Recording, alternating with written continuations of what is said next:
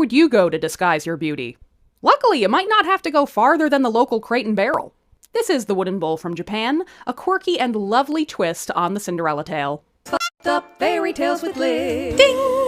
An exceptionally beautiful young woman sat by her widowed mother's deathbed. And her mother was so concerned that men would take advantage of her daughter that she advised the girl to wear a wooden bowl on her head to disguise her beauty. You want me to wear a bowl on my head?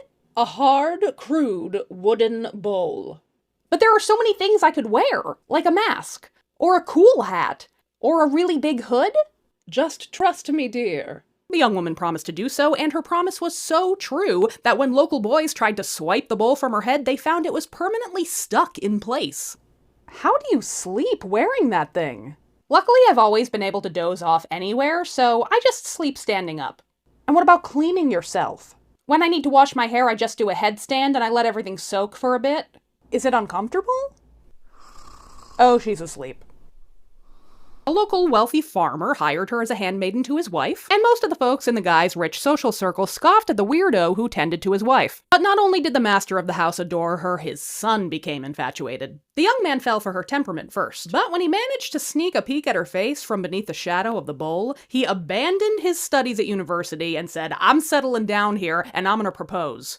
But shockingly, the maiden refused him. She loved the farmer's son, but she didn't want to have such a dire relationship with his bitchy in-laws. Luckily, her mother's spirit visited her in a dream. "Honey, all of that stuff I told you about men taking advantage of you, it does not apply here. This one's a good one. Follow your heart. If you want to marry him, marry him. Don't worry about his family, you'll be in charge." So the wedding was on. But even at the ceremony, the wooden bowl stayed stuck on her head. So do you want me to stick some flowers on it, or anything? I really thought it would come off considering it's my wedding day. But I guess my mother doesn't seem to think it's time yet. Ugh, my mother was a huge nightmare at my wedding too. Till the very moment the two were officially married. At that, the bowl burst into thousands of pieces, and those pieces transformed into riches and jewels. And they lived happily ever after. What weird hat would you wear to disguise your good looks? Let me know in the comments. And I'll see you for the next Fucked Up Fairy Tale. Fucked up fairy tales with Liz. Ding!